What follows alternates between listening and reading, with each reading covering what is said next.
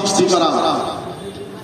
আধুনিক শিক্ষিত তথা জেনারেল শিক্ষিত যুবকদের ও সাধারণ মুসলমানদের মধ্যে ইসলামী প্রেরণা জাগ্রত করা এবং তাদের বিবেক ও চিন্তাধারাকে পাশ্চাত্য শিক্ষার কুপ্রভাব থেকে মুক্ত করা সর্বপ্রকার চেষ্টা করা। ইসলামী হুকুমতের বিরুদ্ধাচরণকে ইমাম পরিষদ হারাম এবং অনুগতকে ওয়াজিব মনে করে, কিন্তু অজ্ঞতার দরুন যদি হুকুমত পক্ষ শরীয়ত বিরোধী কাজে বাধ্য করার নীতি অবলম্বন করে, তবে শরীয় হুকুম দ্বারা সংশোধন করা ইমাম পরিষদের পবিত্র দায়িত্ব বলে মনে করে।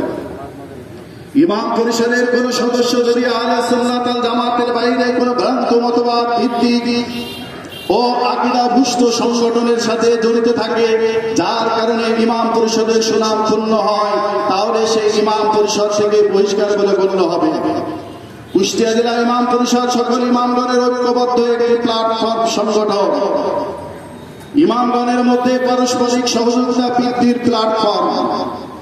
মসজিদ ভিত্তিক দিনী শিক্ষা চালুর মাধ্যমে সর্বশ্রেণীর মুসলমানকে সহি শুদ্ধভাবে কোরআন তেলাওয়াত এবং দ্বীনের মৌলিক বিষয়ের শিক্ষা দান ইমাম পরিষদের লক্ষ্য।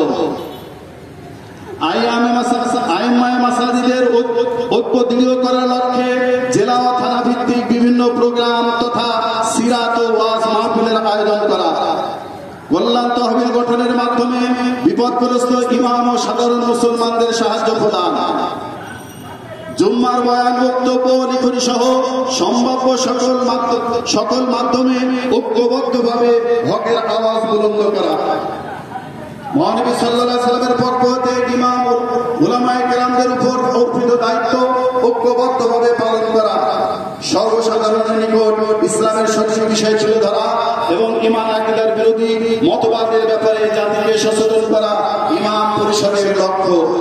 আল্লাহ তাআলা আমাদের এই লক্ষ্যগুলিকে ইমাম পরিষদের মাধ্যমে কুষ্টিয়া নয় সারা বাংলাদেশের মধ্যে এটা বাস্তবায়ন করে মুসলিম উম্মার কল্যাণ বয়ে আনার তৌফিক দান করুক। সকলে বলি আমিন।